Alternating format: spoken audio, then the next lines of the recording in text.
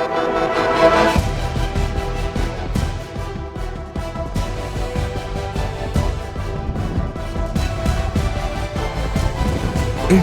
Voice, आपकी सोच, आपकी आवाज।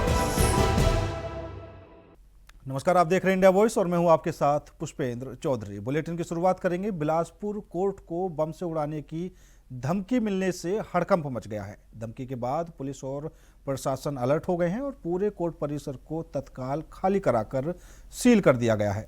बम निरोधक दस्ते और डॉग स्क्वाड की मदद से सघन तलाशी अभियान चलाया गया, लेकिन जांच के दौरान कोई भी संदिग्ध वस्तु नहीं मिली। इसके बाद अधिकारियों ने राहत की सांस ली। मामले की जांच जारी है और धमकी देने वाले की पहचान करने की कोशिश की जा रही है। वहीं इस पूरे मामले पर मुख्यमंत्री विष्णुदेव साय ने प्रतिक्रिया देते हुए कहा कि सुरक्षा एजेंसियां पूरी तरह सतर्क हैं और किसी भी तरह की अफवाह या धमकी को गंभीरता से लिया जा रहा है। दोषियों के खिलाफ सख्त कार्रवाई की जाएगी। अच्छा, तो अभी आप लोगों से जानकारी मिल रही है, ऐसा कुछ नहीं है, उतनी किसी में वो नहीं है कि आज यहाँ पर हमारी सरकार, हमारी पुलिस सशक्त है। अच्छा, तो अभी आप लोगों से जानकारी मिल रही है, ऐसा कुछ नहीं है, उतनी किसी में वो नहीं है कि आज यहाँ पर हमारी सरकार, हमारी पुलिस सशक्त है। नड्डा के दौरे के बीच आज कोलकाता में हाई वोल्टेज ड्रामा देखने को मिला। ईडी ने राजनीतिक सलाहकार संस्था आईपीएसी के दफ्तर और प्रतीक जैन के घर सहित 10 जगहों पर छापेमारी की। इस दौरान मुख्यमंत्री ममता बनर्जी खुद मौके पर पहुंची और बीजेपी और केंद्र सरकार पर आरोप लगाया कि विपक्ष की चुनावी रणनीति चुराने के लिए एजेंसियों का दुरुपयोग किया जा रहा है। ईडी ने कहा कि ममता ने रेड में दखल दिया और दस्तावेज छीन लिए। टीएमसी ने पूरे बंगाल में बड़े प्रदर्शन का ऐलान किया है। वहीं बीजेपी अध्यक्ष जेपी नड्डा ने मामले की कड़ी निंदा की है।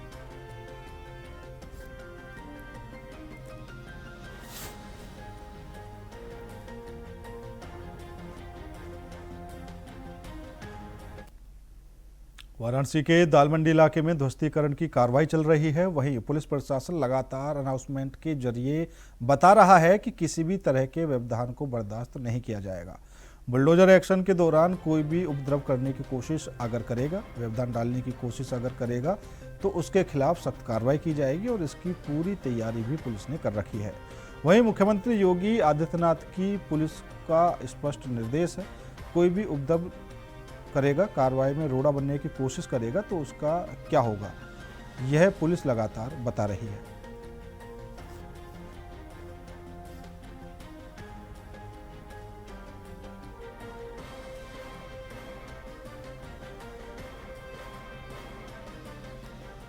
तो काशी में क्यों चल रहा है हथौड़ा? ध्वस्तीकरण के दूसरे चरण की कार्रवाई शुरू हो चुकी है और पुलिस प्रशासन पूरी तरह से अलर्ट है। ध्वस्त होंगे दाल मंडी के 186 घर और दुकान और उसको लेकर पुलिस प्रशासन पूरी तरीके से अलर्ट है। वाराणसी के दाल मंडी की 650 मीटर लंबी सड़क को चौड़ा किया जाना है।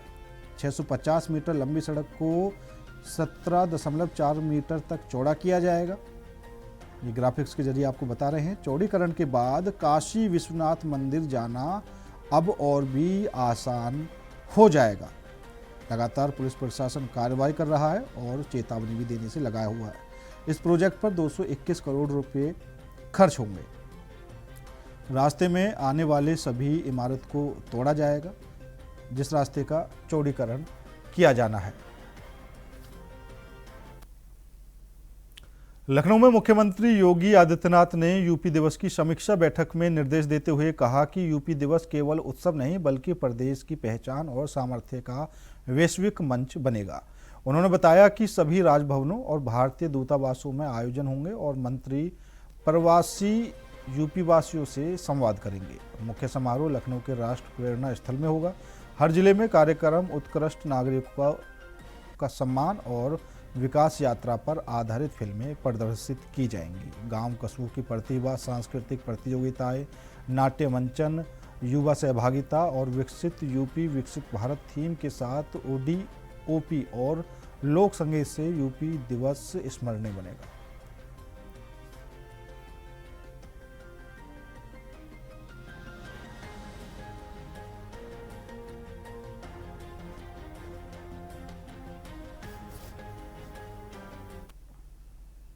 यूपी के डिप्टी सीएम ब्रजेश पाठक ने बरेली दौरे के दौरान पीर बहोड़ा स्थित प्राथमिक स्वास्थ्य केंद्र का निरीक्षण किया। निरीक्षण के बाद उन्होंने अस्पताल के व्यवस्थाओं और चिकित्सकों के कार्यों की खुलकर प्रशंसा की। डिप्टी सीएम ने कहा कि यहां तैनात चिकित्सकों ने बेहद सराहनीय कार्य किया है। उन्होंने प्रदेश भर के सभी डॉक्टरों से अपील करते हुए कहा कि इस तरह बेहतर व्यवस्थाएं बनाए रखें और मरीजों के साथ संवेदनशील और अच्छा व्यवहार करें। वहीं डिप्टी सीएम ने कहा कि स्वास्थ्य सेवाओं में गुणवत्ता और मानवता दोनों का संतुलन बेहद जरूरी है। पहला अभिनव प्रयोग करके लाई है कि हम विशेषज्ञ चिकित्सकों को 5 लाख रुपए तक का वेतन दे रहे हैं। बरेली के मैं सभी लोगों से कहता हूँ, यदि कोई बरेली में प्राइवेट चिकित्सा अपनी हार्ट तक कर रहा है तो हृदय रोग विशेषज्ञ हमारे यहाँ रिवर्स विजिट के माध्यम से आए मुख्य चिकित्सा अधिकारी महोदय को मैं कहता हूँ, आप उनको भर्ती करें, उनको सरकारी सेवा मिले। 5 लाख रुपए जो डीएम की तनख्वाह नहीं थी उसकी से भी देने को हम तैयार हैं। पहला अभिनव प्रयोग करके लाई है कि हम विशेषज्ञ चिकित्सकों को 5 लाख रुपए तक का वेतन दे रहे हैं। बरेली के मैं सभी लोगों से कहता हूँ, यदि कोई बरेली में प्राइवेट चिकित्सा अपनी हार्ट तक कर रहा है तो हृदय रोग विशेषज्ञ हमारे यहाँ रिवर्स विजिट के माध्यम से आए मुख्य चिकित्सा अधिकारी महोदय को मैं कहता हूँ, आप उनको भर्ती करें, उनको सरकारी सेवा मिले। 5 लाख रुपए जो डीएम की तनख्वाह नहीं थी उसकी से भी देने को हम तैयार हैं। फिलहाल रुकेंगे छोटे से ब्रेक के लिए। ब्रेक के बाद खबरों का सिलसिला लगातार जारी है। ब्रेक के बाद एक बार फिर आप सभी का स्वागत है। बढ़ेंगे अगली खबर की ओर। मनरेगा का नाम बदलकर विकसित भारत जी राम जी योजना किए जाने को लेकर उत्तर प्रदेश समेत कई राज्यों में चौपाल लगाकर लोगों को जानकारी दी जा रही है।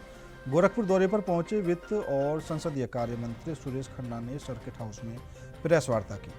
वित्त कैबिनेट मंत्री ने कहा कि भारत सरकार ने इस बार के शीतकालीन सत्र में विकसित भारत गारंटी फॉर रोजगार और आजीविका मिशन ग्रामीण 2025 को पास किया गया था। पुराना मनरेगा योजना समाज की आवश्यकताओं को पूरा करने में असफल था, इसलिए ही इसको बदलकर नए तरीके से कानून को लाया गया है। मंत्री ने कहा कि नई योजना से भ्रष्टाचार खत्म होगा और ग्रामीण विकास को नई दिशा मिलेगी। इसका लक्ष्य विकसित भारत 2047 है। अत्यधिक मौसमी घटनाओं के प्रभाव को कम करने के हेतु विशेष कार्य अर्थात कोई बाढ़ हो या सूखा हो उससे राहत देने से संबंधित काम भी ग्राम पंचायत में ही तय किए जाएंगे, उसी के माध्यम से पूर्ण किए जाएंगे। इसमें जल सुरक्षा से खेती को बढ़ावा मिलेगा, सड़कें और कनेक्टिविटी से बाजार में सुधार होगा, भंडारण और आजीविका संपत्तियां ग्रामीण आय में वृद्धि लाई जाएगी, जलवायु अनुकूल कार्य गांव को सशक्त बनाएंगे। प्रयागराज के झुंसी और हनुमानगंज के बीच छिबैया गांव में तेंदुओं का आतंक फैला हुआ है। गुरुवार को तेंदुओं ने अलाव ताप रहे लोगों पर हमला कर दिया और उन्हें घायल कर दिया, जिसके बाद दोनों को उपचार के लिए अस्पताल ले जाया गया। घायल होने के बाद ग्रामीणों का शोर मचाने पर तेंदुआ मकान में घुस गया, जिसके बाद मकान में फंसे परिवार के सदस्यों को खिड़की तोड़कर सुरक्षित बाहर निकाला गया। स्थानीय वन विभाग और पुलिस मौके पर पहुंची, जबकि कानपुर से ट्रैंकुलाइजर एक्सपर्ट बुलाया गया है। वन विभाग लगातार तलाश में जुटा हुआ है।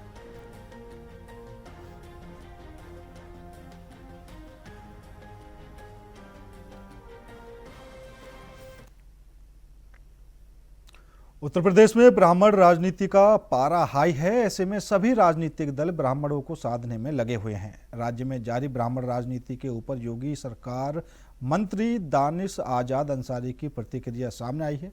आइए आपको सुनाते हैं उन्होंने क्या कुछ कहा है। हमारे साथ इस वक्त बात करने के लिए योगी सरकार मंत्री दानिश आजाद अंसारी हैं। सर, तमाम चीज़ें चल रही हैं राजनीति में और इस बीच जो ब्राह्मण पॉलिटिक्स है वो कहीं ना कहीं गर्माती भी नजर आ रही है। कांग्रेस तहरी भोज कर रही है अखिल भारतीय ब्राह्मण महासभा के साथ, तो दिल्ली में ब्राह्मण महासभा से जुड़े या फिर ब्राह्मण बड़े चेहरे अखिलेश यादव से मुलाकात कर रहे हैं। कैसे देखते हैं इसको? भारतीय जनता पार्टी ये सबका साथ सबका विकास के नारे को आगे ले जाने वाली पार्टी है। प्रधानमंत्री मोदी जी के नेतृत्व में, उत्तर प्रदेश में मुख्यमंत्री योगी आदित्यनाथ जी के नेतृत्व में हमेशा समाज के सभी वर्गों को समान अवसर मिले, समान रूप से सब आगे बढ़े, एकजुटता समाज में आए, समाज की प्राथमिकता राष्ट्र हित हो, समाज का हित हो। इन तमाम एजेंडे पे हमारी पार्टी न केवल धरातल पे काम करती है बल्कि ईमानदारी से प्रदेश और देश की उन्नति के लिए जितना योगदान भारतीय जनता पार्टी का रहा है, जिस ईमानदारी से प्रधानमंत्री मोदी जी की लीडरशिप ने केंद्र में काम किया है, जिस तत्परता से उत्तर प्रदेश की हमारी योगी सरकार ने उत्तर प्रदेश के विकास को सुनिश्चित करने के लिए काम किया है, जिस ईमानदारी से हमारा संगठन, चाहे केंद्र का संगठन हो चाहे प्रदेश का संगठन हो, ये धरातल पे जाके, ग्राउंड लेवल पे जाके और समाज के हित और समाज के विकास को सुनिश्चित करने के एजेंडे के साथ काम करता है और एक पुल बनता है सरकार और समाज के बीच में। और जो योजनाएं हैं सरकार की, ये धरातल तक इफेक्टिवली पहुँचे और उन योजनाओं के माध्यम से जो हमारे गरीब तबका है, पिछड़ा तबका है, जो दलित तबका है, मुस्लिम पासमानदा तबका है, युवा है, किसान है, नौजवान है, हमारी मातृशक्ति है, नारी शक्ति है, इन तमाम लोगों को व्यवस्थाएं अच्छी मिले, सरकार की योजनाओं का लाभ उन्हें मिले। इन तमाम प्रयासों, पूरा ईमानदारी से इन तमाम चीज़ों के लिए जो प्रयास हमारी सरकार करती है, इसका सकारात्मक परिणाम भी आपको दिखता है। केंद्र में तीसरी बार हमारी मोदी जी की सरकार बनी। उत्तर प्रदेश में लगातार 9 साल से योगी जी के नेतृत्व में प्रदेश की उन्नति के विकास के लिए हम काम कर रहे हैं। समाजवादी पार्टी, कांग्रेस पार्टी और जितने भी विपक्षी दल थे, चाहे सेंट्रल लेवल पे चाहे स्टेट लेवल पे, आज उनकी कोई जो ग्राउंड लेवल पे उनकी कोई स्वीकार्यता जनता के बीच में नहीं है। इतने लंबे समय तक काम करते हुए, सरकार सत्ता में रहते हुए भी हमने जनता के विश्वास पे खरे उतरने की नीयत के साथ जो हमारे मंशा थी, वो मंशा भी सकारात्मक तरीके से काम कर रही है। सर, इसमें एक आरोप भी देखिए, अब संजय सिंह हैं, आम आदमी पार्टी से राज्यसभा के सांसद हैं, उन्होंने कहा है, ड्राफ्ट लिस्ट जारी होने के बाद में कहा है कि बीएलओस को यह आदेशित किया गया था कि मुसलमानों और यादवों को आपको लिस्ट से हटाना है, जिसके चलते जो है वो इतने सारे नाम हटे हुए हैं। साथ साथ संजय सिंह चुनाव आयोग को तमाशा करार दे रहे हैं, इस पे क्या कहें? देखिए, जो नेता ऐसे बयान दे रहे हैं, उत्तर प्रदेश में SIR की प्रक्रिया पूरी हुई, प्रथम चरण 6 जनवरी को ड्राफ्ट सूची जारी हुई, आज लगभग 8 जनवरी है, 48 घंटे से अधिक बीत गए हैं। प्रदेश का एक भी कोई मुसलमान जो वोटर है, उसने तो ये शिकायत नहीं की कि मेरा नाम वोटर लिस्ट में से काट दिया गया जानबूझ के। एक भी किसी जाति धर्म मजहब के लोग, किसी भी प्रदेश के कहीं से भी किसी ने भी ऐसा नहीं कहा कि हमारा नाम वोटर लिस्ट में होना चाहिए और जानबूझ के किसी ने हमारा नाम काट दिया। तो ऐसी बात करके आम आदमी party, Congress party, Samajwadi party केवल जनता को बहकाना चाहती है, जनता को बरगलाना चाहती है, जनता को उकसाना चाहती है। इन तमाम पार्टियों का दरअसल मकसद कभी भी राष्ट्र हित, समाज हित नहीं रहा है। इनका मकसद केवल और केवल झूठ बोलो और राज करो की नीति, जिस तरीके से एक अंग्रेज थे जो फूट डालो और राज करो की नीति अपनाते थे, ये आधुनिक भारत के अंग्रेज, ये तमाम विपक्षी दल हैं, चाहे कांग्रेस हो, चाहे समाजवादी पार्टी हो, चाहे आम आदमी पार्टी हो, ये झूठ बोलो और राज करो की नीति अपनाते हैं। लेकिन जनता इनके नीयत से, जो बुरी नीयत है, उससे जनता वाकिफ है। बहुत शुक्रिया सर बात करने के लिए। कैमरा सहयोगी हरीश के साथ अनुराग तिवारी, इंडिया वॉइस, लखनऊ। कानपुर के नवाबगंज स्थित पंडित दीनदयाल उपाध्याय स्कूल में साइबर जागरूकता को लेकर नुक्कड़ नाटक आयोजित किया गया। कार्यक्रम में कानपुर पुलिस कमिश्नर रघुवीर लाल मुख्य अतिथि रहे। पुलिस की साइबर जागरूकता टीम ने नाटक के माध्यम से बच्चों और शिक्षकों को साइबर अपराध, ऑनलाइन धोखाधड़ी, सोशल मीडिया सुरक्षा और डिजिटल सतर्कता के बारे में जानकारी दी। नाटक में बताया गया कि संदिग्ध कॉल, लिंक या मैसेज से कैसे बचा जाए और साइबर ठगी से खुद को सुरक्षित रखा जाए। पुलिस कमिश्नर ने डिजिटल युग में साइबर सुरक्षा की आवश्यकता पर जोर देते हुए बच्चों से सुरक्षित इंटरनेट उपयोग और अपराध की सूचना तुरंत पुलिस को देने की अपील की। ये साइबर अपराधों की रोकथाम के लिए और साइबर अपराध की जागरूकता बढ़ाने के लिए कानपुर कमिश्नरेट पुलिस ने एक नुक्कड़ नाटक तैयार करा है जो लोगों को ये अवेयर करेगा कि डिजिटल अरेस्ट, जो साइबर फ्रॉड जो हो रहा है, लोगों से इन्वेस्टिगेट के नाम से जो फ्रॉड हो रहा है, OTP मांग करके जो फ्रॉड हो रहा है, उसके बारे में हमने एक प्रस्तुति रखवाई है और मुझे लग रहा है कि लोगों ने इसको सराहा है। और ख़ास करके जो नई जनरेशन है कि मोबाइल फ़ोन का इस्तेमाल कैसे करें, साइबर क्राइम से बचने के लिए आपको क्या क्या प्रिकॉशन लेने हैं, तो इस नुक्कड़ नाटिका में दिखाने का प्रयास किया गया। बाराबंकी में प्रभारी मंत्री सुरेश राही ने जी राम जी योजना को लेकर प्रेस वार्ता कर केंद्र सरकार की मंशा स्पष्ट की है। उन्होंने कहा कि विपक्ष मनरेगा को बंद किए जाने की अफवाह फैला रहा है, जबकि योजना जारी है और इसमें केवल आवश्यक परिवर्तन किए गए हैं। मंत्री ने बताया कि जी राम जी योजना के तहत रोजगार के अवसर बढ़ाए गए हैं और काम न मिलने की स्थिति में भत्ता भी दिया जाएगा। महात्मा गांधी के नाम हटाने के सवाल पर उन्होंने कहा कि गांधी जी के हृदय में राम बसे थे, ऐसे में किसी को आपत्ति नहीं होनी चाहिए। उन्होंने दावा किया कि नई व्यवस्था से पारदर्शिता बढ़ेगी और भ्रष्टाचार पर प्रभावी लगाम लगेगी।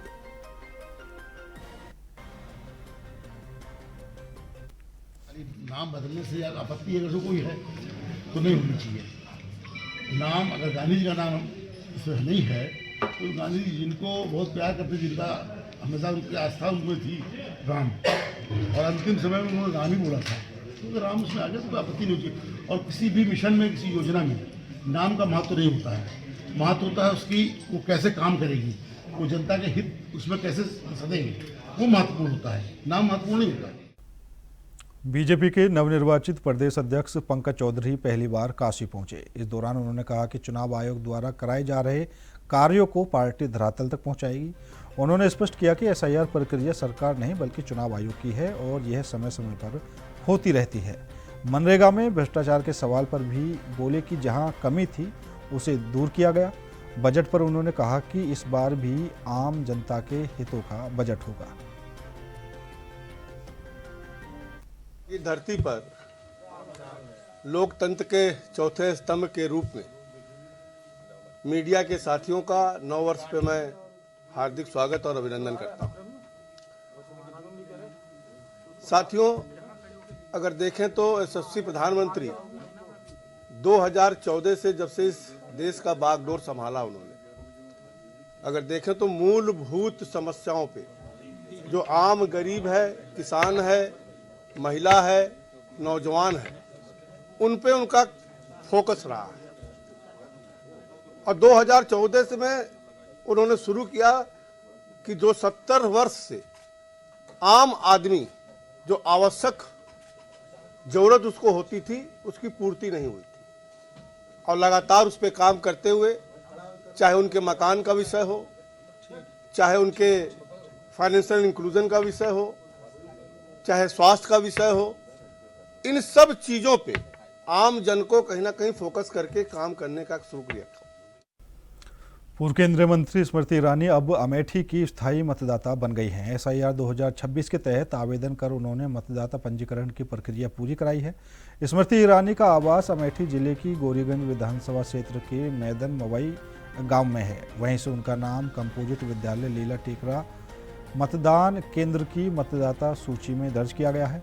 ड्राफ्ट रोल प्रकाशित होने के बाद मतदाता सूची में स्मृति ईरानी का नाम क्रमांक 514 पर अंकित पाया गया है। नाम सामने आने के बाद बीजेपी नेताओं और कार्यकर्ताओं में उत्साह है, जबकि विपक्षी दलों की बयानबाजी पर विराम लग गया है।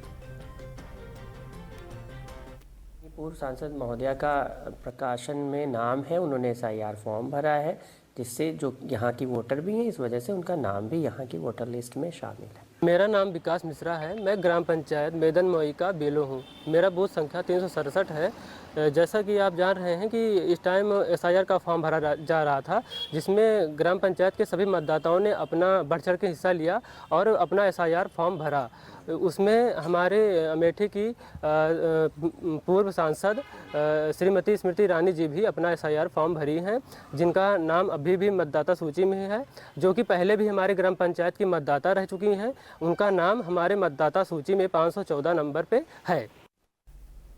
कानपुर देहात पहुंचे उत्तर प्रदेश सरकार में कैबिनेट मंत्री और जनपद के प्रभारी मंत्री डॉक्टर संजय निषाद ने विकसित भारत जी राम जी मिशन को लेकर प्रेस वार्ता की। इस दौरान उन्होंने पीएम मोदी की सोच और केंद्र सरकार की योजनाओं पर विस्तार से प्रकाश डाला। संजय निषाद ने कहा कि भारत गांवों का देश है और जब तक गांव विकसित नहीं होंगे तब तक देश का समग्र विकास संभव नहीं है। इसी सोच के साथ विकसित भारत मिशन जी राम जी को लागू किया गया है। प्रधानमंत्री नरेंद्र मोदी द्वारा इनकी एक सोच है कि भारत फिर से आत्मनिर्भर बने, सशक्त बने, फिर से विश्व गुरु बने, फिर से भारत सोने की चिड़िया बने, सबका साथ सबका विश्वास हो। भारतीय जनता पार्टी की एक सोच है कि निचले पावदान पर रहने वाले व्यक्ति जो विकास की मुख्यधारा में आए। ये गांव, भारत गांवों का देश है, ग्रामीणों का देश है, गांव किसानों का देश है, देश में नौजवानों का देश है। तो गांव में रहने वाले लोग ज्यादातर अंग्रेजों मुगलों से लड़ने के नाते भूमिहीन है। वह आज के दिन में विभिन्न कास्ट से प्रभावित जातियां प्रकृति से उजड़े, अंग्रेजों ने उजाड़ा, मुगलों ने उजाड़ा। ऐसे जितने लोग भी गांव में रहने वाले मजदूर हैं, तो उनके लिए विकसित भारत गारंटी और रोजगार एंड आजीविका मिशन ग्रामीण अधिनियम बनाया उन्होंने अभी, और पहले उसका नाम नरेगा था, फिर बाद में मनरेगा हो गया। अभी उन्होंने गांव वालों के लिए नाम बना दिया, ग्रामीण के नाम बना दिया। और आजीविका जो उनके पास आजीविका छीना था अंग्रेजों मुगलों ने, पिछली सरकारों ने, उसको आजीविका मिशन के रूप में निर्धारित किया। और पहले भ्रष्टाचार था, उस भ्रष्टाचार को खत्म करने के लिए उन्होंने टेक्नोलॉजी लगा दी, जियो टैग लगा दिया। भ्रष्टाचार को खत्म करने के लिए उन्होंने रियल टाइम का उन्होंने जो है गूगल से जोड़ दिया उसको। फिलहाल मेरे साथ इस बुलेटिन में इतना ही। बाकी देश और दुनिया की तमाम खबरों के लिए देखते रहिए इंडिया वॉइस।